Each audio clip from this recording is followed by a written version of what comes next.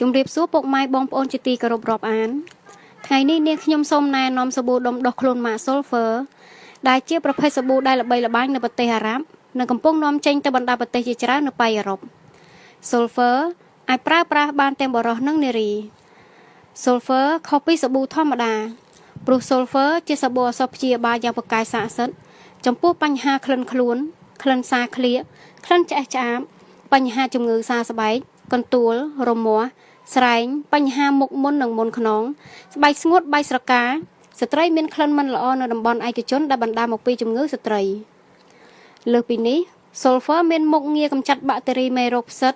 វីរុសផ្សេងៗមានប្រសិទ្ធភាពខ្ពស់រហូតដល់ 99% អ្វីដែលកាន់តែពិសេសនោះ Sulfur នឹងជួយឲ្យស្បែកភ្លឺរលោងនិងមានសំណើមជានិច្ច Sulfur ត្រូវបានផ្សំឡើងពីសារធាតុដូងប្រេងធម្មជាតិឈូងឫស្សីម្សៅស្ពាន់ធម៌វីតាមីន E ផ្កាកុលាបនិងសារធាតុចិញ្ចឹមស្បែកជាច្រើនមុខថែមទាំងមានក្លិនក្រូចឆ្មាក្រអូបពេញដងខ្លួននិងធ្វើឲ្យស្រស់ស្រាយក្រោយងូតទឹករួចសាប៊ូ Sulfur ត្រូវបានទទួលស្គាល់ពីស្ថាប័នវិតម្លៃគុណភាពលក្ខណៈអន្តរជាតិហើយលោកអ្នកក៏អាច scan barcode នៅកញ្ចប់ដើម្បីមើលព័ត៌មានលម្អិតពីដៃគូយើងខ្ញុំបានផងដែរសម្រាប់ព័ត៌មានបន្ថែមសូមពុកម៉ែបងប្អូនទាំងអស់